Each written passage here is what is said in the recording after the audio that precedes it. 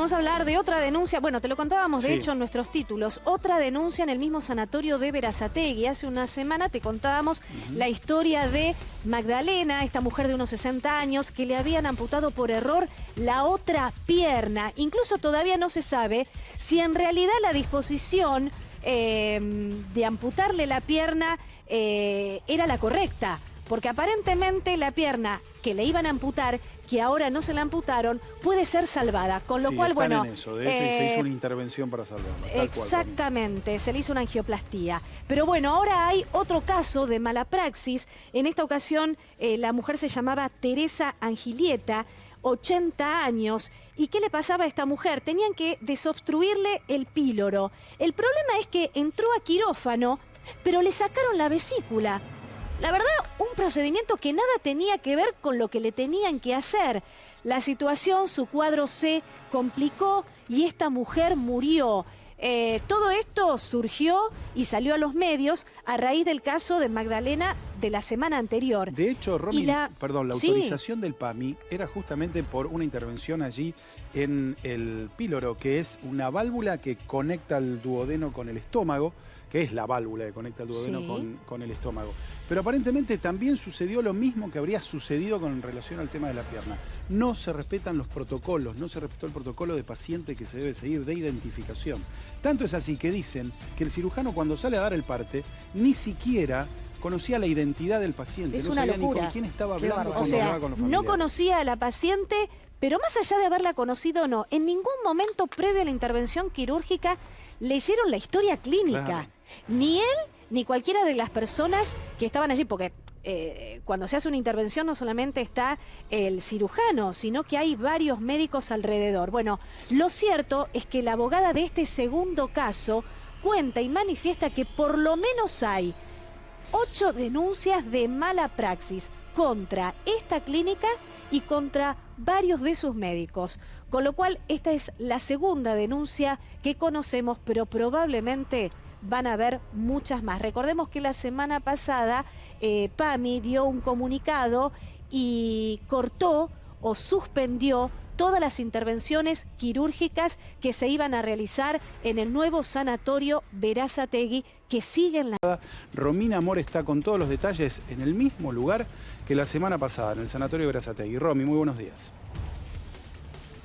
Buenos días, Ariel. Sí, ¿no? Todavía no nos recuperamos de la sorpresa, del estupor del caso de esta paciente a la que le amputaron la pierna equivocada, que ahora tenemos que hablar de otro caso similar, digamos, similar en cuanto a que es un error gravísimo ocurrido dentro del quirófano. En este caso la víctima es una mujer de 80 años que tuvo peor suerte, porque en este caso lamentablemente esta mujer se llama Teresa Angileta, terminó falleciendo.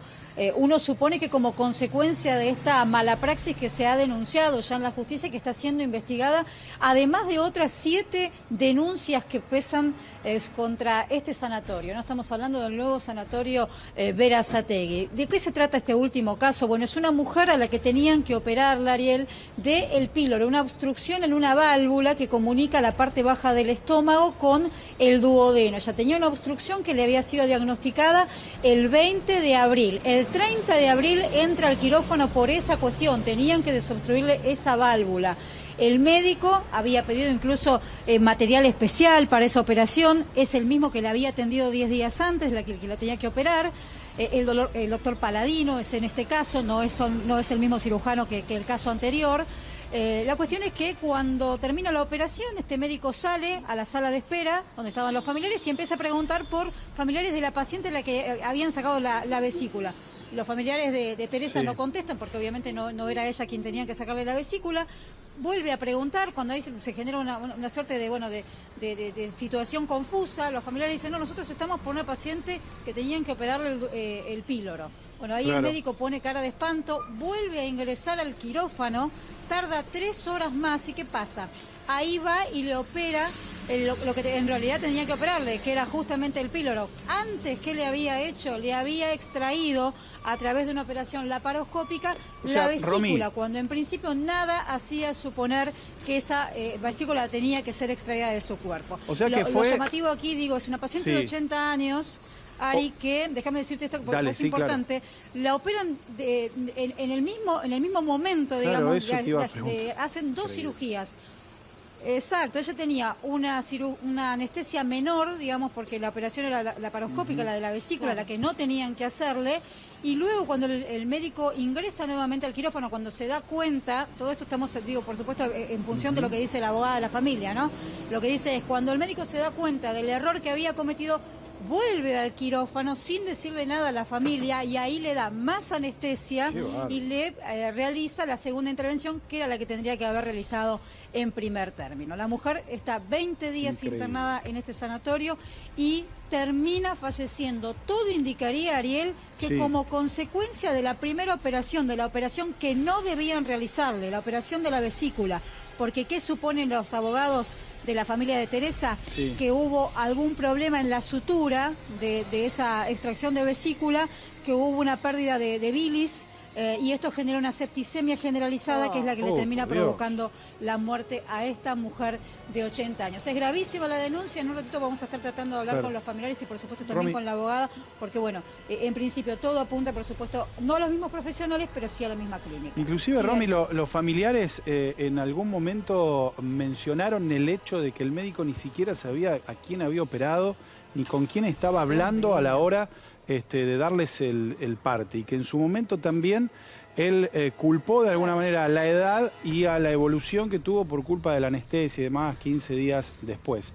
La versión que nos estás contando, de acuerdo a la versión de los familiares y de los abogados de los familiares, es claramente distinta, ¿no? Y ahora encima nos estamos enterando de esto que nos decías. Le hicieron una intervención y después, cuando se dio cuenta de una cosa, volvió y la abrieron para hacerle la otra. Una cosa realmente impresionante. Por supuesto, Romy, vamos a estar muy atentos a la palabra de los familiares, claro. Sí, claro.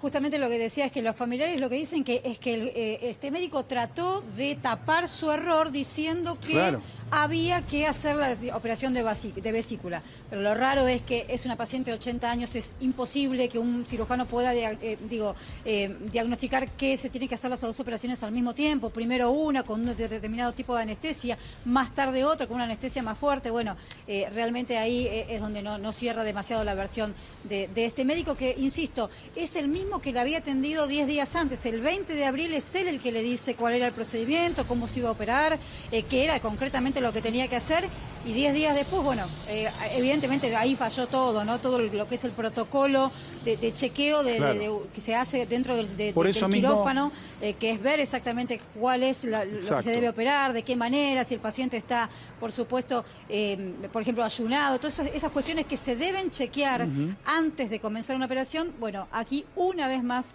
aparentemente fallaron, como en el caso de la paciente a la que le amputaron la pierna contraria, la otra pierna, y bueno, y lamentablemente en este caso las consecuencias son trágicas, porque Teresa terminó muriendo, ¿no? Perdón, y por eso mismo, por una cuestión del protocolo del que muy bien marcaba Romina, no solamente se denunció al paciente, sino también a todo el equipo quirúrgico, tengo entendido, ¿no, Romy?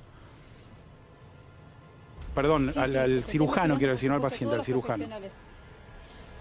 Sí, el cirujano. Sí, bueno, a todo el equipo, porque se supone que todos son parte, digamos, de la operación. Si bien hay un responsable, que es el cirujano, que es el que tiene que llevar adelante el protocolo, están el resto de los profesionales médicos, el anestesista, la instrumentadora, todos que tienen que formar parte de ese protocolo, porque es el médico el que empieza a preguntar y hacer como una especie de repaso, de lectura de, bueno, a tal paciente, chequear que la persona sea la correspondiente, por supuesto que el paciente sea el que tiene que estar operándose en ese momento, ver qué tipo de órgano hay que operar, cuál es el procedimiento, preguntar si está ayunado, preguntar, bueno, determinadas cuestiones que forman parte de un protocolo que está muy bien establecido, y que todos los profesionales que están dentro del quirófano son, no sé si igualmente responsables, pero bueno, forman parte. Así que sí, lo que se está investigando en principio es la mayor de las responsabilidades que recaería sobre este cirujano, que es el cirujano Paladini, insistimos en este nombre, que no es, insisto, en la misma persona que operó a la paciente Leguizamón, la de la pierna amputada, pero también al resto de los médicos que formaron parte de esa